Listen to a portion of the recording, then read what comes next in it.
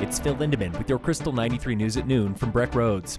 A man was cut from the wreckage of his box truck this morning when he apparently smashed into the back of a semi. It happened just west of the tunnels around 4:30. At the same time, paramedics were saving his life. Steve Lipsher with Summit Fire EMS. They had to provide emergency medical care to the driver at the same time working on prying open the wreckage. Flight for Life landed on I-70 and then airlifted the lone victim to the hospital. The driver of the semi was uninjured. Westbound lanes were closed more than 5 hours for investigation and cleanup. I-70 reopened around 10. CDOT predicts 3 days of season-high traffic on I-70 with upwards of 50,000 cars daily tomorrow, Saturday, and Sunday. That is more than 2,100 cars every hour at the tunnels. July 4th itself, traditionally slower out on the roads. A paraglider was seriously injured late Monday when he crashed into a field in Larimer County on the Front Range. Out there, Colorado reports he was flying solo. A disgraced Glenwood Springs ketamine doctor will spend 90 days in jail and register as a sex offender for sexually assaulting multiple women at his office. The Post-Independent reports he drugged and abused the women during treatment.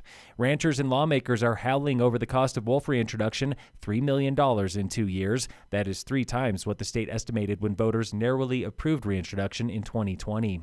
Local fire danger remains very high today in Summit with a Stage 1 fire ban from here to the Utah border. City of Rifle has canceled its July 4th fireworks show for high fire danger. A recent wildfire there was the most destructive of summer in Colorado, consuming 3 structures. Other high country fireworks shows, they're still a go. Near Snowmass on Monday, a small wildfire erupted when a Mercedes camper van exploded. It was pulling out of a driveway. Aspen Times confirms no injuries.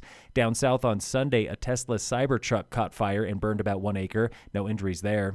In local entertainment news, for the first time in history, Phish is playing Folsom Field in Boulder this weekend. Promoters tell the Denver Post they know it's risky. The venue is twice the size of Dick's, where Phish has played 42 shows in recent years. The band will have to sell 30,000 more tickets to make the move financially worth it.